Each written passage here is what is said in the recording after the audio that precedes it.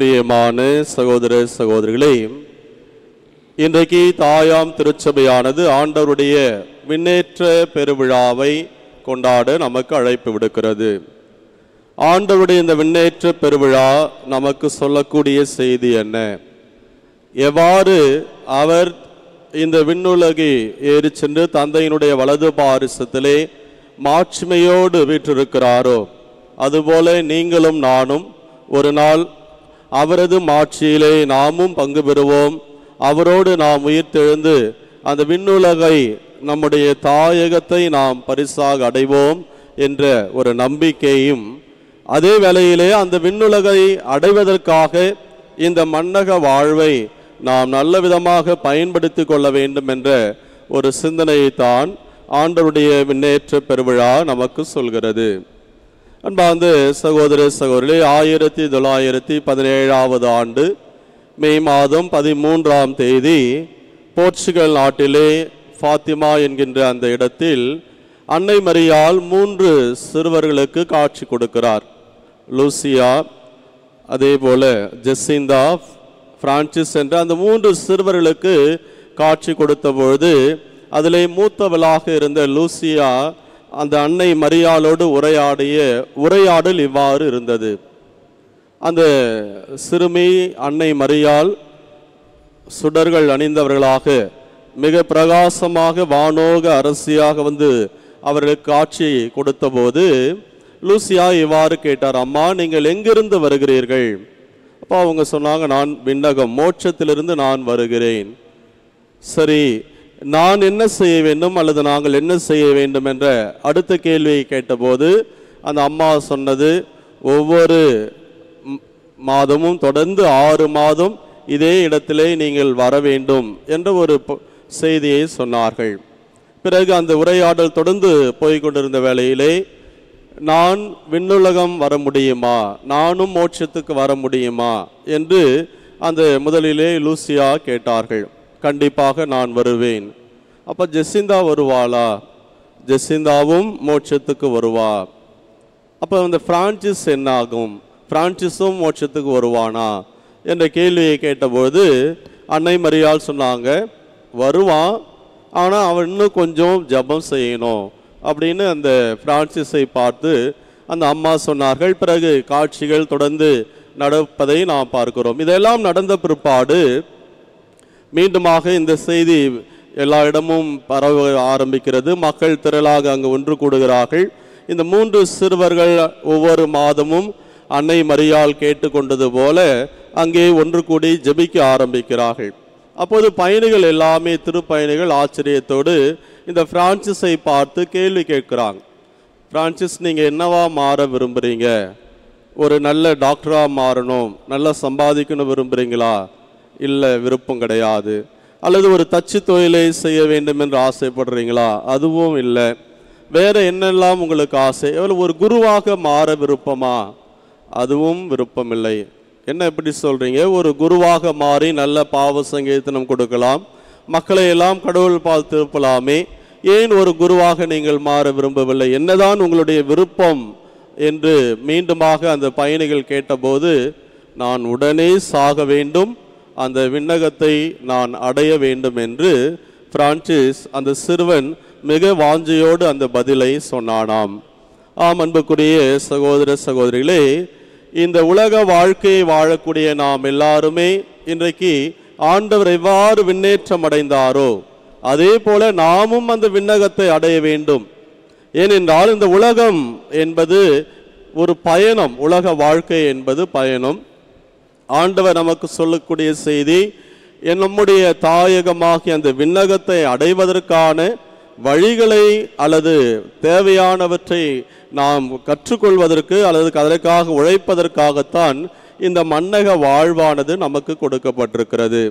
ஆண்டவருடைய விண்ணேற்ற பெருவிழாவை கொண்டாடக்கூடிய இந்த நாளில் அவருடைய விண்ணேற்றம் நமக்கு சொல்லக்கூடிய செய்தி அல்லது அவர் விண்ணேறி சென்றதன் வழியாக நமக்கு வலியுறுத்தக்கூடிய செய்தி, ஏன் அவர் விண்ணகம் ஏறி சென்றார் என்ற காரணங்களை, கேள்விகளை எல்லாம் நாம் கேட்கிற வேளையிலே 2 காரணங்களை அவர் நமக்கு சொல்கிறார். முதலாவதாக, நான் உங்களுக்காக இடம் ஏற்பாடு செய்ய போகிறேன்.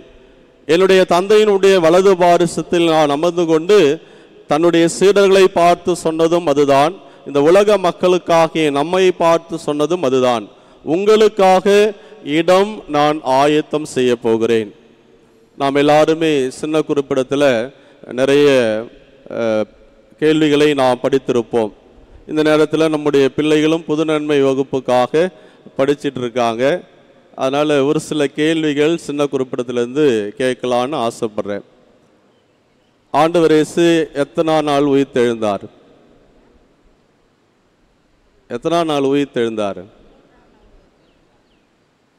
3ஆம் நாள் உயிர்த்தெழுந்தார். உயிர்த்தெழுந்த பிற்பாடு இந்த பூலோகத்தில், இந்த உலகத்தில் எத்தனை நாட்கள் இருந்தார்? எத்தனை நாட்கள் இருந்தார்? 40 நாட்கள். அந்த 40 நாட்கள் என்ன செஞ்சு கொண்டு வந்தார்? 40 நாட்கள் என்ன செய்து கொண்டு வந்தார்? பின்னாடி இருக்கிறவங்களாம் சீனியர் எல்லாம் ஆர்வமாக, அநேக விசை தம்முடைய சீடர்களுக்கு தரிசனையாக தன்னை காண்பித்து அவர்களை வேத சித்தயங்களில் திடப்படுத்தி கொண்டு வந்தார். அவர் உயிர்த்தெழுந்த பிற்பாடு 40 நாட்கள் அவர் இந்த மன்னக வாழ்விலே பல முறை சீடர்களுக்கு தன்னை காண்பித்து நான் உயிர்த்து விட்டேன் என்பதை அவர்களுக்கு உறுதிப்படுத்தி பயந்து போய் இருந்த அவர்களை தைரியம் மூட்டி நம்பிக்கையை கொடுக்கிறார். சத்தியத்திலே அவர்களை திடப்படுத்துகிறார். பிறகு எத்தனாவது நாள் அவர் விண்ணகம் சென்றார்னா 40 நாள். 40 நாள் சென்று 10 நாள் கழித்து 50வது நாள் தான் சொன்னது போல தூய ஆவியான துணையாளரை அவர்களுக்கு இந்த உலகிலே அனுப்பினார் என்பதையெல்லாம் நாம் பார்க்கிறோம். ஆக இயேசு இந்த விண்ணகத்திலிருந்து இந்த மன்னகம் வந்ததனுடைய நோக்கம், இந்த மன்னக வாழ்வில் உள்ள மானுடத்தை எல்லாமே மீண்டுமாக தந்தையோடு உள்ள அந்த உறவு முறிந்து போயிருந்த நிலையிலே மீண்டும் இந்த மக்களை தன்னுடைய தந்தையினுடைய உறவில் ஒன்றிக்க வேண்டும், உறுதிப்படுத்த வேண்டும், அவர்களை தன்னுடைய தந்தையிடத்திலே கொண்டு செல்ல வேண்டும் என்ற ஒரே ஒரு நோக்கத்திற்காகத்தான் அவர் மனிதனாக இந்த மண்ணிலே பிறந்தார். எனவே அப்படி பிறந்த இயேசு மீண்டும் நமக்கு நம்முடைய இடத்தை உறுதிப்படுத்துவதற்காக, நம்முடைய இடத்தை தயார்படுத்துவதற்காகத்தான் தலையாக்கிய கிறிஸ்து முதலாக விண்ணேற்றம் அடைந்து செல்கிறார். எனவே இரண்டாவது நாம் செய்ய வேண்டிய காரியம், அவர் நமக்காக பரிந்து பேசவும் தயாராக இருக்கிறார். இந்த 2 காரணங்கள் தான் ஆண்டவருடைய விண்ணேற்றம். ஒன்று, நமக்கு இடம் ஏற்பாடு செய்ய போகிறேன் என்று சீடர்களுக்கும் சொன்னார், நமக்கும் சொல்கிறார். இரண்டாவது, நான் என் தந்தையிடத்திலே உங்களுக்காக பரிந்து பேச போகிறேன். எனவே நீங்கள் என்னை பின்பற்றி என்னை போல அந்த தாயகமாகி அந்த விண்ணுலகத்தை நீங்கள் அடைய வேண்டும்.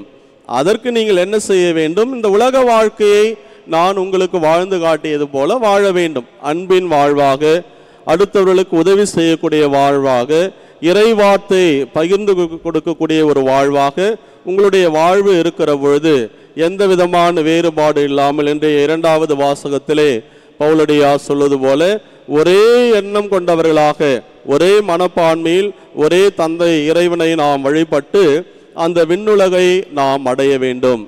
அதற்கு இந்த மன்னக பயணத்தை நாம் பயன்படுத்தி கொள்ள வேண்டும். அதுதான் இன்றைக்கு இறைவன் நம்மிடம் எதிர்பார்க்கக்கூடிய காரியம்.